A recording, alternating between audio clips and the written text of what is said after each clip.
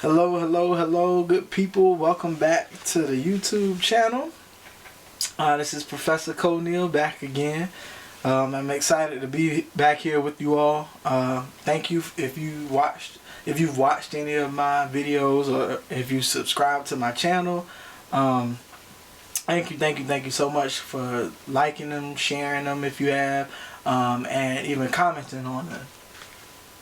I also want to say thank you to new time viewers. Some of you may have never viewed my channel before, so welcome to the family. I appreciate you, and I hope that you find something here that can bring you strength and courage to continue to live on forward and to spark ideas about what we can do to move forward as an African people on the continent and throughout the diaspora.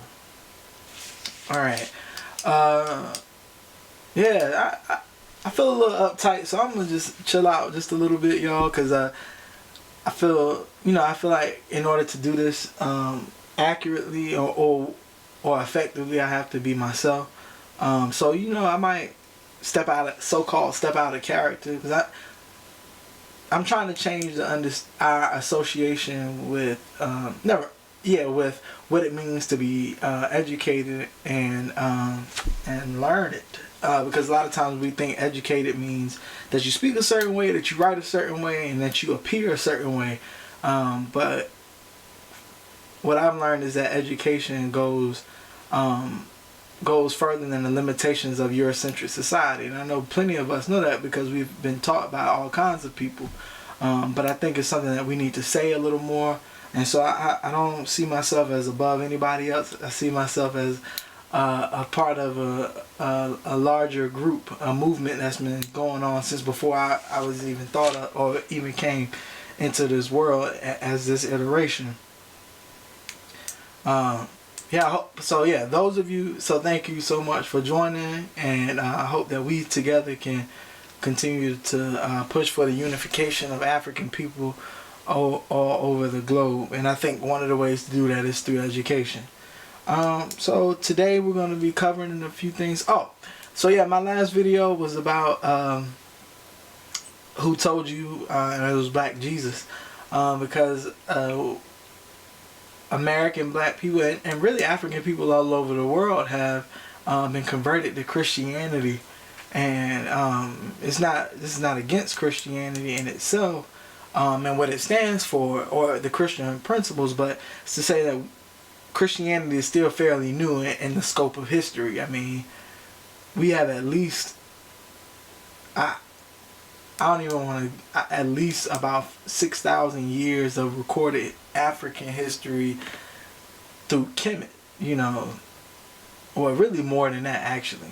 Yeah, that was an inaccurate number. I think it's closer to 7,000 or 8,000 that we know through Kemetic history. But there is so much more history. I mean, humans have been on this planet for thousands and thousands of years anyway. So there's so much history to cover. There's so much to learn. And I also believe that if you don't know where you come from, if you don't know your past, you won't know where you're going. I think the history is important to help us to interpret the past. Interpret the past and the present, and to learn and to plan for the future. All right. So today, what I want to do is I want to cover this. I wanted to say one more thing.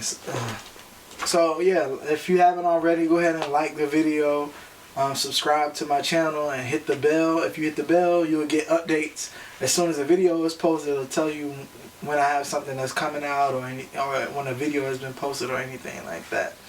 So if you feel free to subscribe, and please share this information with people. Even if you don't share the video, share some information. But please like and subscribe and share it with somebody. Alright, so today's video is going to incorporate a model, and this model is known as the culture cycle. As you can see, this infographic has been put forth by James Heckett in his 2011 book on the culture cycle. He was writing towards businesses to help them improve their culture, to help them understand the importance of culture, and to help improve their business structures. But I do believe that all knowledge is useful if it's submitted unto truth, as it is most useful and best useful if it's submitted unto truth. Not saying that there's no truth in what he's saying, but I want to connect it to another truth. So I appreciate this model. So anyway, let's get into it. Y'all I gotta stay on task. I get off on a tangent real quick. All right. So here, the culture cycle is made up of 4 components. I'll go from this direction onward. So it's made up of eyes, interactions, institutions, and ideologies. Some people pronounce it ideologies. But yes, this is the main graphic that I'll be drawing on typically. Hopefully in the future I'll try to post these kinds of images up so that they'll be in the video. But I'm still learning, y'all, so please bear with me. So yes, today's lesson or video will be centered around this. And I'm going to break. So you'll know why, by the end of this video, you'll know why this is why that image is important. So I hope you guys, if you needed to, go back and pause the video and write it down if you plan on taking notes or anything like that. Anyway, so that image was called the culture cycle, and culture is defined as the customs, arts, social institutions, and achievements of a particular nation, people, or other social group. So culture is, I'll read it again. We are oratory people, so I try to reinforce that, but I hope that image helped you all. Culture is the customs, arts, social institutions, and achievements of a particular nation, people, or social group. I think that's pretty self-explanatory. Your music, your writing, your language, your everything. So language governs your social interactions, social cues, whether you take your shoes off or not, what you eat, what you read, and what's fun, what is humorous to you and what's not, what makes you sad. A lot of those things are commonly shared between groups of people. So what James Hackett did, he took that understanding of culture and he built on it some more, and he developed that image, the culture cycle, which includes eyes, which is the individuals, the selves, the interactions, institutions, and ideologies. His original was idea, but I switched the idea for ideology because ideas fall under ideology. So let's start there with ideology. Ideology is a system of ideas and ideals, especially one which forms the basis of economic or political theory and policy. A system of ideas and ideals, especially one which forms the basis of economic or political theory and policy. So an ideology contains both ideas and ideals. An idea is a thought or a suggestion as to a possible course of action.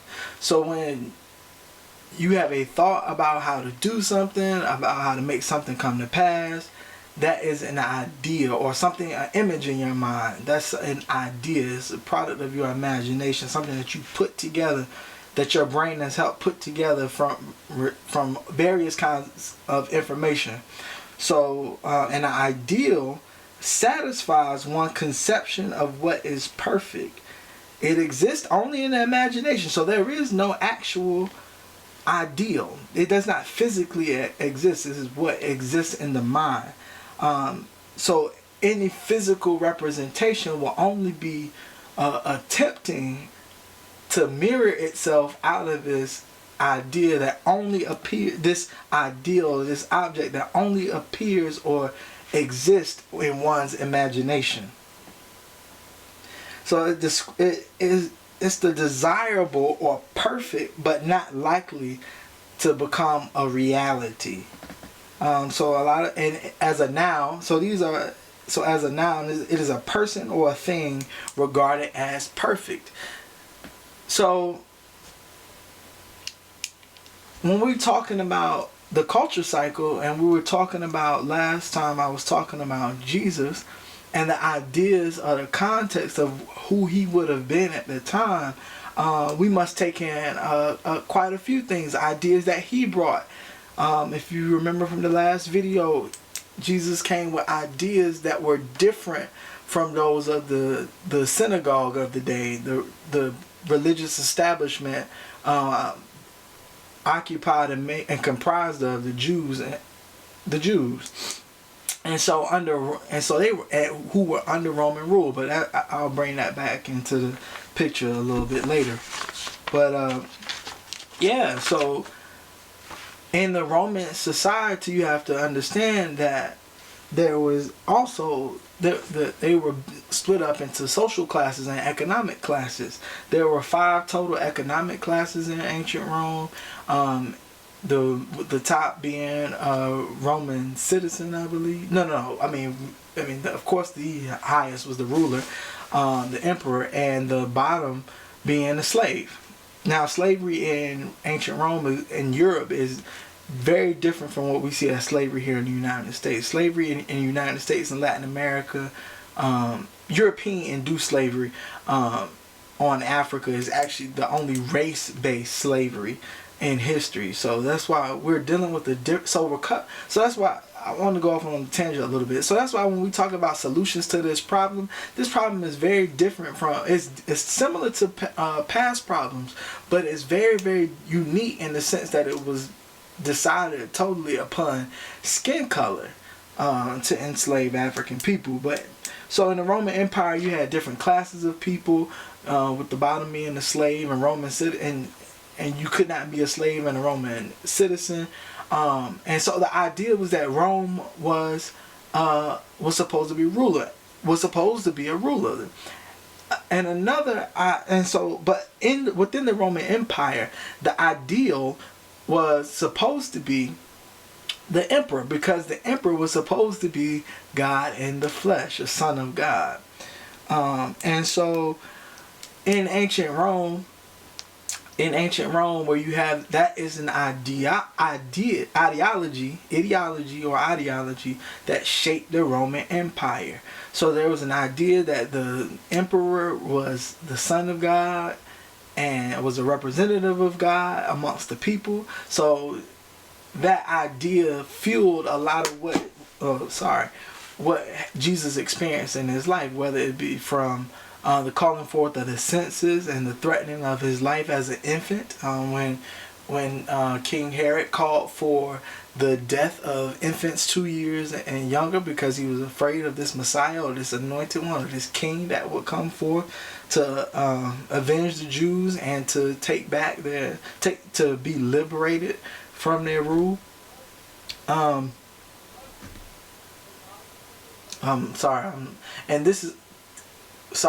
That King Herod was not the king of of Rome. I'm talking about that territory of Judea.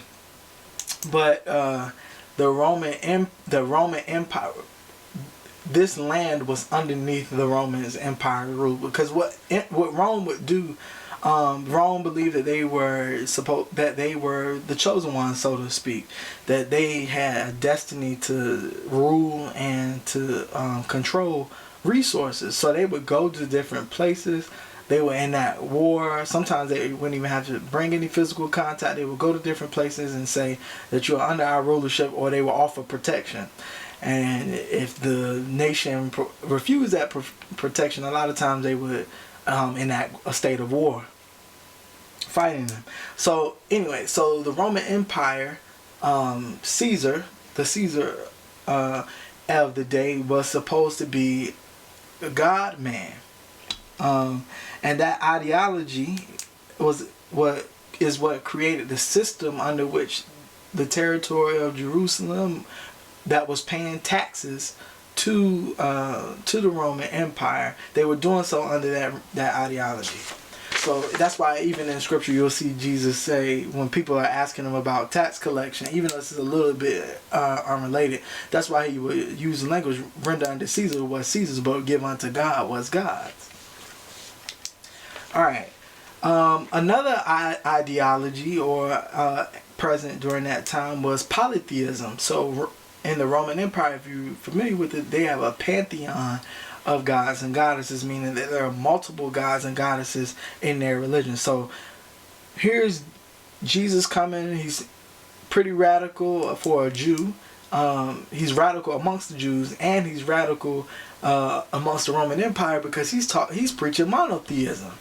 Now the Roman Empire allowed the Jews to occupy the space, and under the assumption that they were paying taxes, and they let them have their way, their place of being in Rome. But underneath that rule, that ideology of polytheism was rampant. So the Jews were living under occupation of another territory, of people of another faith, even though they were the chosen ones who were supposed to inherit all of this land. Because they too were instituted by God as the chosen ones. So the first step is ideology. So those are some of the ideologies that were shaping the day and age of Jesus Christ, or the man that we know as Jesus Christ. And these ideas are, I meant to say that some of these ideologies are really represented here in the United States. That when you see ideas of manifest destiny in the United States history, or even just with quest of God, gold, and glory, those kinds of things that I put forth, people use those kinds of phrases to say that the European expansion into the Western Hemisphere was ordained by God, that it was divinely inspired and protected and instituted, really. So these kinds of ideas shaped the day of Jesus. So after the ideology, next to the ideology are institutions. Oh, one thing about the culture cycle is funny, because you can start anywhere on the culture cycle, really, and because it's all interconnected. So it's a cycle, so it's not linear. It's not just one to the next to the next to the next. It can bounce. That's the purpose of these arrows, to depict that. But I started here with ideologies just to keep some order in your mind, to describe each piece. So we covered what ideologies were, and we're moving on to institutions. An institution is a society or organization founded for a religious, educational, social, or similar purpose. So in the day and age of Jesus, you would have found the institution of the synagogue. That was a religious institution. You would find the Roman government. That's a political system. You have religious systems. You have the Roman religious pantheon. That's a system. That's an institution. It's an established law, practice, or custom. So in Jesus' day, there were all of these things, and Jesus came as one who opposed a lot of the structures, a lot of the laws, a lot of the practice and customs that were present amongst the Jews, because they were some of the Jewish religious leadership was basically while they were paying they were trying to make good with their oppressor, they're also trying to make good with their people. And you can't make good with the oppressed and the oppressed at the same time. As Martin Luther King say, one who is neutral, who's chosen neutrality in injustice, they've chosen the side of the oppressor. When you choose to be quiet, when you choose not to speak up, when you have that idea that you're not going to speak up or do anything about it, then you are complicit and you are on the side of the oppressor. So you share the idea and ideology of that oppressor, and you have marked that oppressor as the ideal. But yes, an institution is a society or organization founded for a religious, educational, social, or similar purpose, or an established law, practice, or custom. And customs are practices, things that you typically do. So in our culture, in our Amongst the customs, arts, social institutions, and achievements, we see an interaction between the ideas and the creation of these institutions. So a lot of times, institutions are created with a particular idea in mind, or they're created by a particular. I'll show you that on the culture cycle. So an institution can be created from, can be given birth to by an institution. See that ideology is giving birth to institutions. A certain group of people can give birth to an institution, or a certain group of people can have an ideology that brings forth an institution. And so you can start anywhere in the culture cycle. So the ideology in that day was that the Roman emperor was the son of God, or a manifestation of God on earth. And the institutions, they had the Roman government, including that which put in like tax collecting, protection from, and military, the organization of Roman society, and the placement of Judaism within the Roman society, and so on and so forth. And so our institutions, our social organizations, that's where you go. That's your clubs, that's your bars, that's your organization that you're a part of. That's your church that you go to. That's any of those, or your school that you attend. It's all of those things. So in the day of Jesus, you had institutions in of the synagogue in which ideologies, or in which tax collection was going on. So that's going to take us to the interaction. If you break down the word interaction, the prefix inter means between. Between. So that means there are two separate entities or more entities having actions together. They're working together. They're responding to each other. They are meeting each other. They are interacting in some way. So one is impacting the other, and so on and so forth. So whenever you have, and within these institutions, of course, you have individuals, you have people, you have eyes, and I think that much is pretty self-explanatory. So Jesus was a person who came teaching a different ideology, even amongst the Jews, who were trying to get by in the society, who were just trying to make peace with Rome enough so that they could survive as things were. They were taking on ideologies and creating their institutions were impacted. That's why Jesus went in there and was teaching something. And when he taught something about just reading from a scroll about justice and about oppressed going free and about captives going free and recovery of sight to the blind, and poor people not being poor anymore, and just be and release to the prisoners and all of these things, and healing of the sick. He's talking about upending the structure, but he's only using the text that he's using the text of the Jews. Yet even they accuse this man of teaching something that's so different, so far off base, and it gets, some people take to it and some people don't. Some people are confused by it because it's so different from anything that they've ever heard before. So the response, so those ideologies that they had been taught had really shaped their interactions with this person, Jesus Christ, which would eventually lead to his death. So in his crucifixion, the idea is that Jesus was blaspheming, that he was dangerous for the Jews, that he was dangerous for the Roman Empire, is what led to his crucifixion. The crucifixion itself was an institution that Rome had in place for intimidation. When you see a body, First of all, the physical toil of crucifixion on a wooden cross is already intimidating in itself. But walking by and seeing these people hung up on these crosses made you think twice about crossing the Roman Empire. They would do it sometimes in places much like how lynching was done here in the United States. But I'll come back to that. It was an institution that we just recently received legislation against. I'm not laughing because that's funny, because lynching is funny. I'm laughing because a lot of us, we're still waiting on a country to treat us differently than what they've been treating us, and I think that we're just fooling ourselves into believing that that's gonna just happen one day. Anyhow, So the institution of crucifixion was to promote this idea that Rome was untouchable, that you did not cross Rome, that you did not want Rome to come get you, that you did not want to be an enemy to Rome.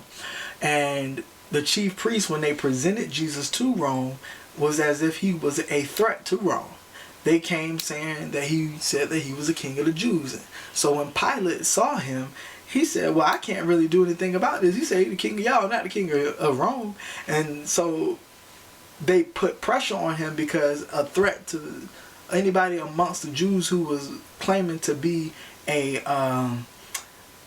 threat to Jewish leadership could potentially be threatening Rome. Roman, especially someone who is said to be the Son of God and given different godly teachings.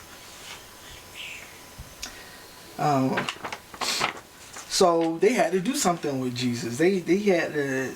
I mean, this man is talking about the Pharisees and scribes tried to trap him on taxing and adultery, other things, like trying to trap him in like the example I used in the last video. They wanted to see if he was going to they didn't like how he stopped them from stoning that young girl who they said was caught in adultery, by just saying, well, which one of y'all got the first, guys have not sinned, then you can throw the first stone. You know, so Jesus was operating with a different ideology amongst his people. He was trying to heal his people and trying to get them to see the world differently, to see themselves as a part of the kingdom of God. And much like what I'm trying to do here. Now, I'm not this I'm not this figure. I'm not a God, man. I'm in the sense that I am not the one or anything like that. We all are the one. We share our essence with God, but I'll talk about that in a later video. But I am not the one that's going to save you. I'm just here to help in the awakening process, because I know some people have questions about these kinds of things and are trying to figure these things out and working through them just like I am. And so I want to help as much as possible because I know what it feels like. Anyhow, so crucifixion and the class system and polytheism were all institutions that were impacting the interaction of the people. So Jews were afraid of Roman rule. Jesus did not show that fear because he was right within himself. You know, he came to himself, so to speak. And so because Jesus became aware of himself and his power, the government, the Jewish leadership said, well, we can't have people doing this. They're not going to listen to us anymore. So they encouraged his death. And Pilate, by their recommendation, beat him and brought him back out. He still couldn't, you know, they wanted him gone. So the Roman Empire did, you know, as according to the biblical account, crucified Jesus of Nazareth, the Christ.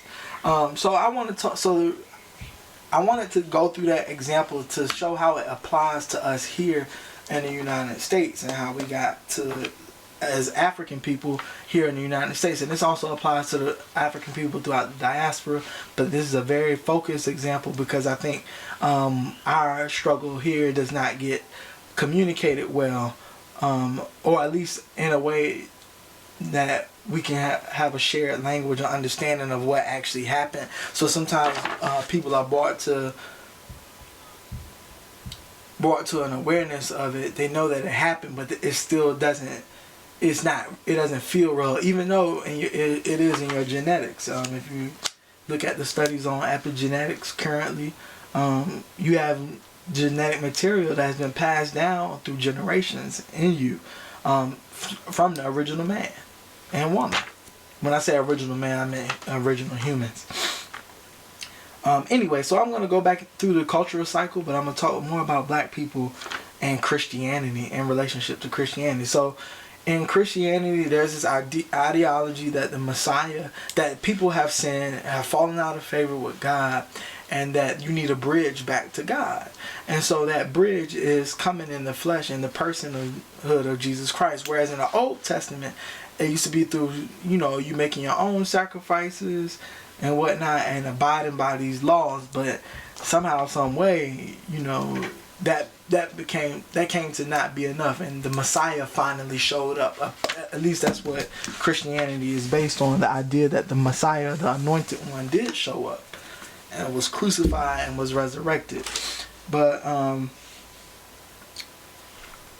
one ideology I really have to couple with Christianity and talking about the plight of African people, especially those of us in the who were impacted by slavery, just to give you a reminder, was I have to pair white supremacy with Christianity, because what we know as Christianity here in the United States came here along with slavery, or preceded slavery really, and it gave rights to slavery, and you'll see that in a second.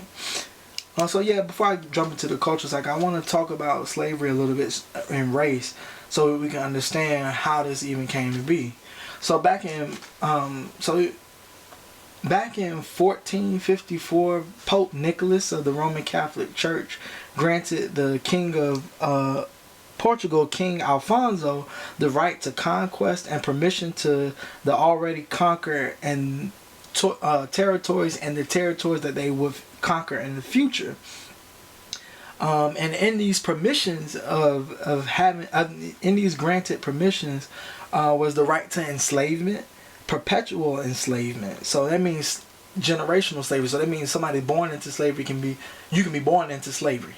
The world was under systems a lot of times of prisoners of war or debt slavery, or an indenture, which was a set amount of time. But this is the first time you're seeing perpetual slavery being used in West Africa, in the islands of West Africa, where the Portuguese had gone in 1454 now. In 1456, these same permissions were granted and confirmed by Pope Calixtus III.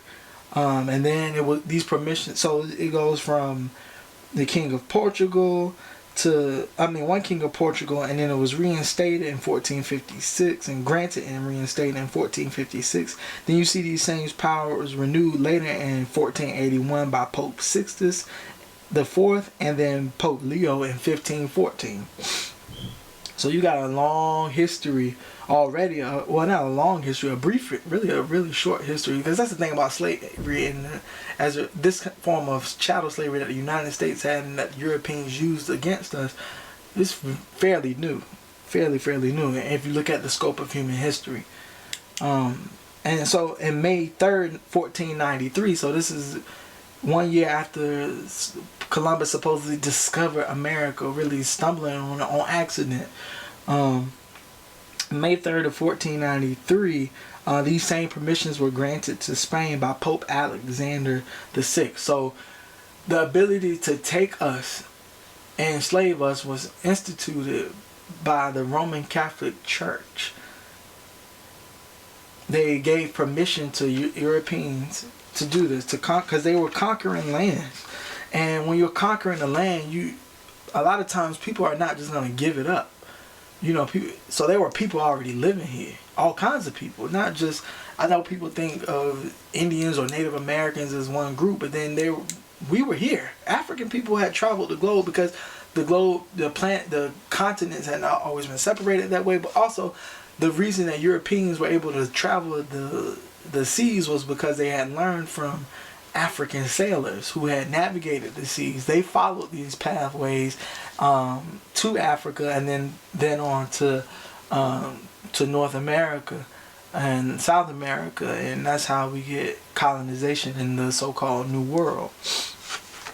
So you have it's documented that these popes actually gave permission for perpetual slavery.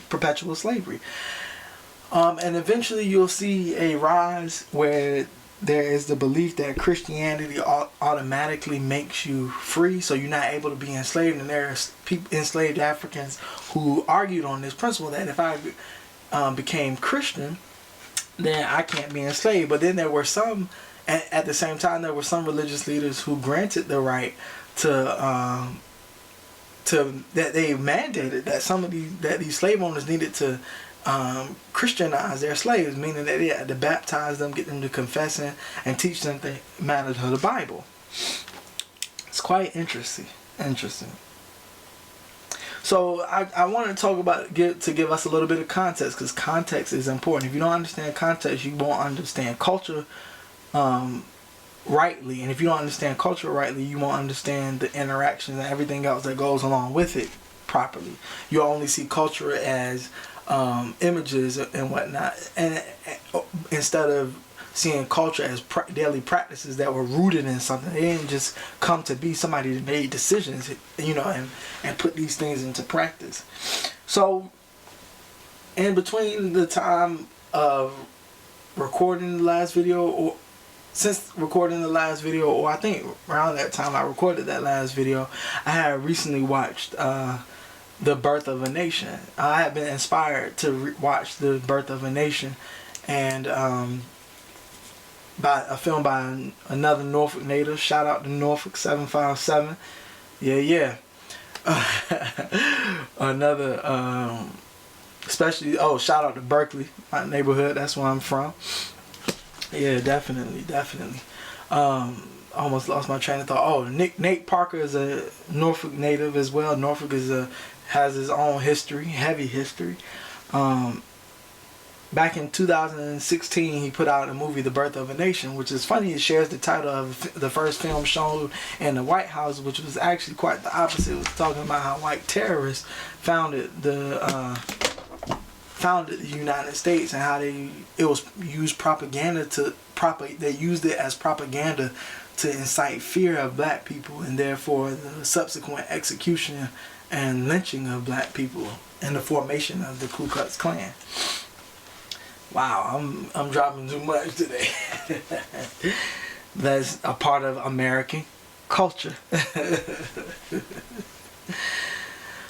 But I'm laughing because it's liberating. You have to laugh through these things, because this is not what we see is not the totality of our reality, and that's why I can laugh about it, because we didn't always exist under these things, but this culture does exist. So Nat Turner is an I want to talk about today.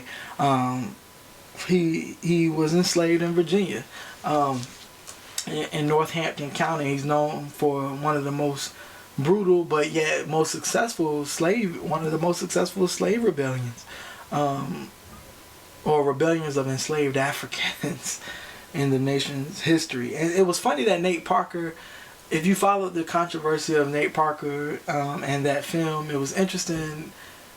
I feel some type of way, because he was not given a fair shake.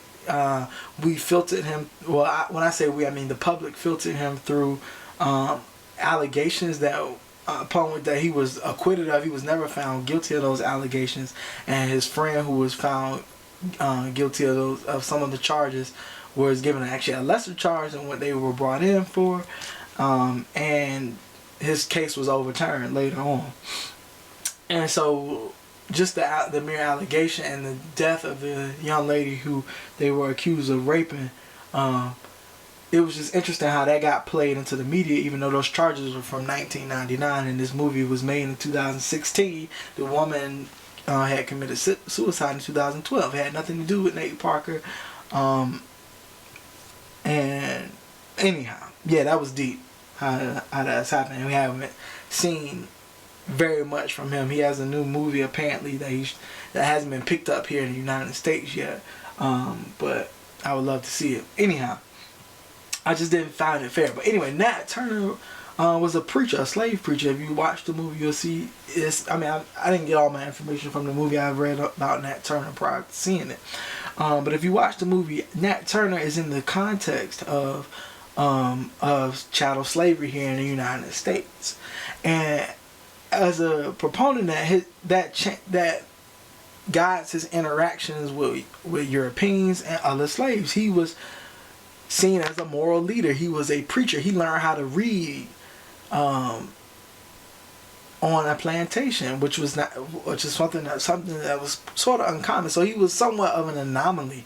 He stepped outside of the normal condition of African people on these plantations. to clear the air, it's not that we couldn't read because we were dumb. We were forced not to read. There was legislation put on us saying that we could not even learn how to read, when a lot of us didn't even depend on reading or literacy anyway before coming here, because we lived in societies based a lot on oral traditions. It's not that we weren't intelligent, that's just not how we lived coming here. So yeah, he was Christian. He was brought up in a Christian church. He was brought in if you see the movie, Little Nat is brought in to read scripture and all these things in a segregated church. All the white people sitting at the bottom, all the black people sitting in the balcony, if they were there. Because a lot of times in the film, you see him preaching in a church that is more outdoors. It's dark. There's no lighting. Well, judging, but yeah, by his time there was some electricity, but he wasn't. I mean, a lot of places probably didn't have mass electricity. Anyway, that doesn't matter. It was just there was a contrast between those two church institutions. They both shared church, but wow, their churches were very, very different. Some will argue today, like Martin Luther King did, that 11 o'clock on Sunday morning is still the most segregated hour. Anyhow, lost my train of thought. So Nat Turner, was in this situation where he was brutalized, beat into submission, that he watched his own people brutalized and beat into submission, and he was given the faith of Christianity and taught to read from the Bible. This was true of many other enslaved Africans too, that they were only allowed to read from the Bible. And then a lot of slave Bibles, if you've seen them, omit certain scriptures about liberty. There are still places in the world, not necessarily enslaved, where you cannot preach about the liberty of the spirit because you will be arrested, because there are agents in the congregation. This is a reality. I know I won't disclose too much information here about that. But yeah, so chattel slavery in the United States has shifted. I mean, before, slaves could not be converted to Christianity because there was fear that if they were baptized, then they would then be free. But after several cases came up, it was decided that no, you would not be free. You could still be enslaved. And so by the time we get down to when Nat Turner's in the 19th century, in the 1800s, that is, if you're not familiar with centuries, you'll see that a lot of slaves are converted to Christianity, are baptized, but they are always preached to be subservient to their masters. They hear passages like, "Slave, obey your master," preach to them, and he was encouraged to preach these kinds of things. So, so under the institution of slavery and Christianity, or Christendom and church, Nat Turner was formed, and he eventually came to understand these ideas when he started identifying with the pain of his brothers and sisters on these plantations. You can read this in the Confessions of Nat Turner as well. He was being used to preach us into subjugation, and not realizing and understanding it until later on, and that's what would lead to the rebellion, when he starts to wake up and start waking other people up around him, or he starts joining other people around him. So the I at work is Nat Turner. The interactions, meaning being subservient to Europeans, and being in the institution of slavery and Christianity, which created separate congregations, or had it such that Europeans were sitting at the bottom, and enslaved Africans were in the peanut gallery or on the balcony above the Europeans.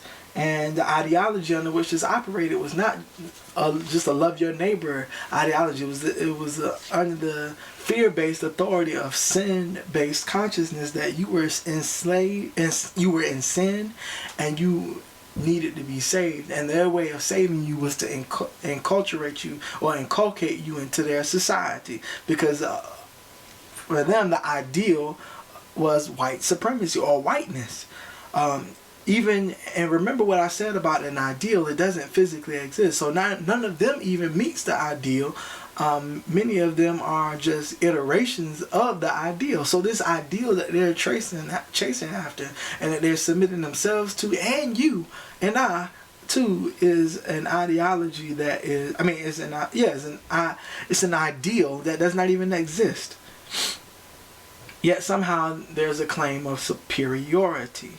And what that superiority implies is that the complete opposite of superiority would be inferiority.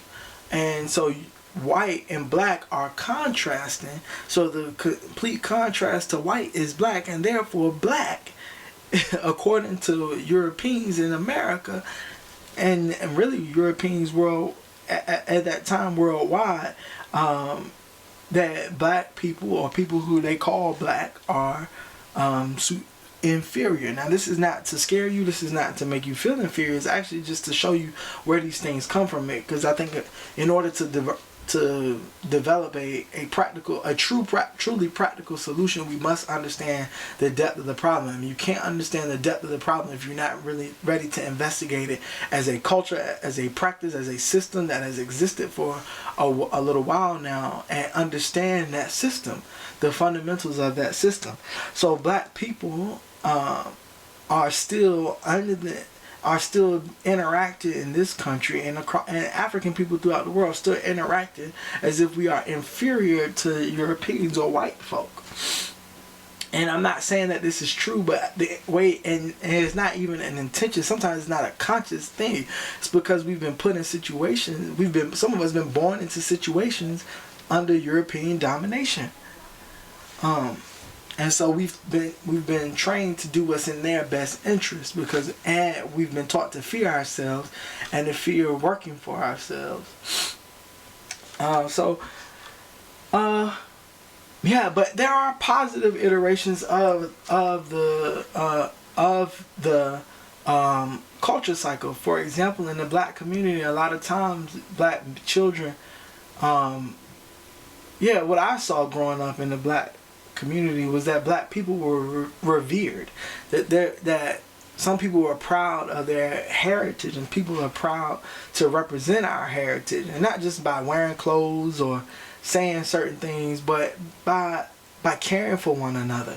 That do unto others as you would have them do unto yourself, that originated amongst African people, written down as the story of the eloquent peasant. I think I mentioned it in the last video. So what Jesus calls the golden rule, that was given to us actually under the Kemetic Empire. I can't remember which dynasty it was, but at the moment, but that ideology of loving your neighbor as yourself, loving the Lord your God with all your heart, your mind, your soul, your strength, and bringing in the second part, the commandment that was like it, the second commandment that is like it, to love your neighbor as yourself. We lived that. That was our society was built on that kind of an ideal, and we've brought those kinds of things here. That's why there was a time when we worked together. I mean, let me not say that, because we do work together. I don't want to give the idea that black people are not capable of organizing and working together, because that's an absolute lie. Okay, I don't want to go too far, but yes, I just want to use this to encourage you to look at different. And so in black communities, the institution that we had in my own community is the Berkeley Reunion. That institution is to help people who are from that area to come back together, to enjoy it. We eat food, cook out, dance. Vendors are out there, so we support black businesses. There's music, and that is an institution that has been around off the idea that Berkeley's history and culture needs to be preserved. So that has developed under a particular context. A context of the United States, a context of white supremacy. And that white supremacy is a reflection of what was brought about in the Roman Empire, which existed before there was a such thing as Europe. This is the first time you see Europeans on the scene at this caliber. It's the Roman Empire, which they are very, very late to the party. There are thousands of years. Again, the fact that there's a BC that we didn't always tell time based on the things that we tell time on now shows us that there is an existence that is outside of the context of white supremacy.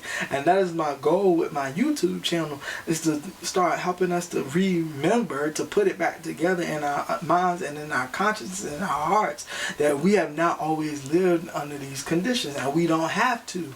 And I'm not even talking about enacting war or anything like that. I'm just saying we have a choice to live differently.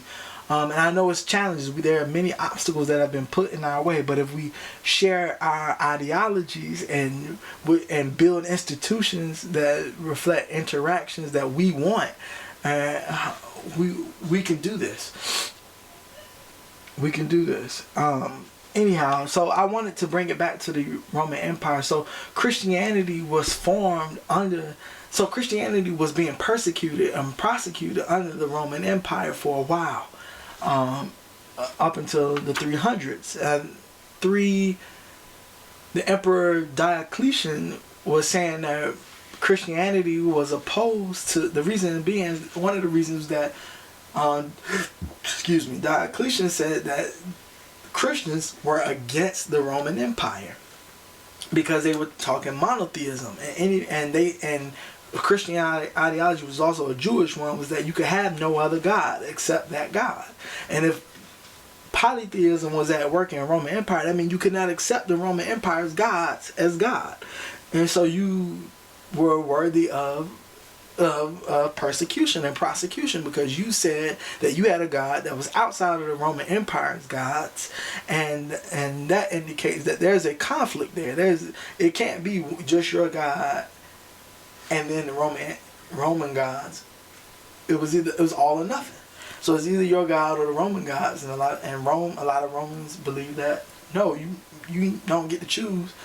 Our God's our God. And if you don't recognize that because you think your God is the only God, then we got a problem here. So in 313, Constantine I issued the Edict of Milan, which granted religious freedom in the Roman Empire, especially to Christians. Now, if you just look at it that way, you think, oh, Constantine was doing a good thing. He had a dream of it. But then you have to think about Constantine I's dream that is recorded. Is that he had a dream of the Chi-Rho cross, and which are the first two letters, represents the first two letters of the Greek word Christ. And in that dream, he had the quote that come back to go back and say, "In this symbol, conquer." So he granted religious freedom, and it did not become the official religion of the Roman Empire under Constantine, but it did eventually. And I'll talk about this at a later time, maybe in a lecture. I'll expand on a lot of this stuff, but I'm trying to keep these down. I don't even want to do these for an hour, really. I don't think so, because I think these might be too long for people. But you're at home watching quarantine anyway, so I'm gonna keep going. You take what you need from it. So the idea that there was only one God was in conflict with the idea of the Roman Empire and their gods. But Constantine I saw something different in it, and he had this dream, and he was going with it. He's issuing the Edict of Milan. He's seen this symbol. He's saying, "In this symbol I conquer." And so he's unified the Roman Empire by first creating religious freedom for Christians and to end all this persecution. And in 325 AD is when you have the Council of Nicaea. At the Council of Nicaea was the official determination of what the church believed about Jesus. Before that, you see a lot of fighting or just difference of opinions about who this Jesus character is. A lot of oral tradition and all of that. And then there's different cultural context. So there is no singular ideology for what it means to be Christian so Christianity becomes an institution officially underneath this edict. People will say underneath Peter, because they'll argue, on this rock I built my church and things of that nature. However, these kinds of the formality of a system like this isn't seen until 325 AD when Constantine calls for the Nicene Council, under which it was decided that Jesus was was the Son of the Father, and that there was a triune God, and all these things. You can go look at the Nicene Creed, and it lays it out there, the faith, and about what substance of God. It's all there. So under that context of a Roman ruler who was trying to unify the Roman Empire, so that if you unify the empire and you mandate a religion even over territories where people may have been of a different religion, they're supposed to submit to your religion. If not, you have the right to kill them. And you have to think at this time. By this time, had been a lot of Christian warfare with Muslims. That's when you get, by the time you get to the 1400s with Pope Nicholas, a lot of what he's saying about these freedoms to enslavement was because Christians have been enslaved in warfare. All of these things kind of led to the Crusades and whatnot. But I don't want to. So if you can see, there's a connection between. I'm trying to make the connection between Rome, the United States of America, and in the past during chattel slavery, and even now. And Christianity now, and why I have such a hard time with it, and why you should just be willing to investigate where your church sits, what your institution of the church, what culture is it situated in, what's the ideology behind the creation of your church. And I know a lot of pastors don't want to spend time on this because they think it's boring, because people think it's boring, because so a lot of times we go into these churches and we think, oh, this person must be called by God because they're in that position. But a lot of times it's a social issue more than anything else. But this is not. I'm not trying to make this about the church necessarily, but it should make you think about it. That's what, hence Black Jesus.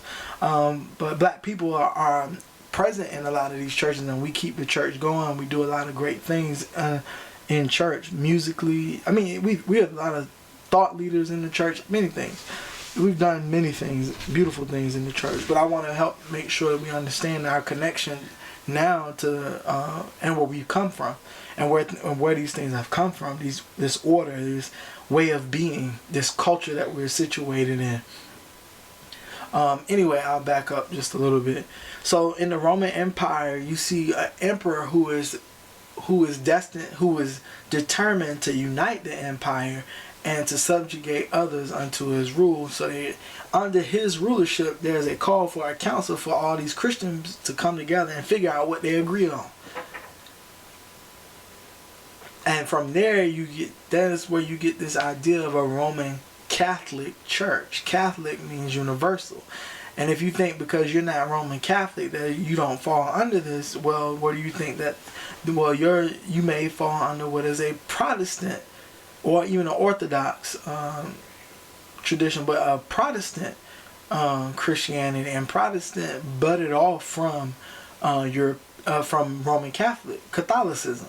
Catholic simply means universal. So the Roman Universal Church gave birth to your Protestant church, gave birth to your Baptist, your Pentecostal, your non-denominational church even, if you really want to talk about it. And so if you're going to talk about your church and think about your church, you have to think about it in connection to the history of Christianity, and the history of Christianity to nations. And the link to nations is that it was most widespread through the Roman Empire. And when you think about that and the things that they promoted and that have been promoted through Christianity, it's not to say that people don't use Christianity for abolition or to try to enact justice, but you have to begin to ask the question that a professor once asked of us: can the slave and the slave master serve the same God? My answer to that is no, because if I'm going to get crucified for waking up the people who are enslaved and who are at the bottom, and you allow for me to be crucified for that, just because of that, but you try to make it sound like I was just this pure individual and you just killed me because it was just part of the plan. I got a problem with that. Don't do that to me. That's not how and I don't want anybody to I wouldn't want anyone to let anyone do that. And I don't think that's what Jesus came for. He was trying to empower the people to see themselves as not just worthy of saving, but to see themselves as a part of the kingdom of God. And that's my mission and goal here, is to help you find the God in you through the study of history and culture. So yeah, I'm gonna just do a small recap. So this is our culture cycle, made up of ideologies. Underneath ideologies are ideas and ideals. Ideas being the thought that comes to mind, and the ideal being this imaginary that exists only in the mind, that nobody or nothing actually measures up to. So it's how you perceive it in your consciousness. And from that, you'll see institutions form based on these ideologies that regulate interactions and regulate the eyes. Ideologies that we've seen here in the United States include white supremacy. Institutions that we find under this ideology include chattel slavery, segregation, and many other things. Mass incarceration. So the prison system, mass incarceration, that falls under this. The criminal justice system was formed under the ideology of white supremacy. Okay, I'm going too far. Interaction. So if you're in segregation, you are not supposed to be socially connected to white people if you are African descent. If you are under chattel slavery, you are by law able to be enslaved in perpetual slavery because of your skin color and your nation of origin. And that's self-explanatory. So the I is situated, the I has interactions and is situated in institutions and has ideas and ideologies that they go by. So again, you can start anywhere in the culture cycle and connect it to any other part. That's the meaning of all of these arrows. By James Hackett. James L. Hackett. Anyhow, please, in the comments, tell me what you think. Share your example of a culture cycle. I hope you take some time to do this at your home. Think about the culture that you have built in your home, or a culture that you've been situated in. This is a tool that has helped me have a better understanding of myself and the world that I'm situated in, and has propelled me to make this YouTube channel. So I love you guys. I hope the best for you, and I hope that you continue to join us up around the globe as we continue to grow and to heal. And I hope you're staying safe through this quarantine. Please stay at home, practice your social distancing, but please get outside, get some sun. Please take this time to get some sun and to work on something that you've been wanting to work on for a long time now. I know it's easier said than done in some cases, but if I'm doing this, you can do it too. I love you guys. Stay African, stay black. Peace.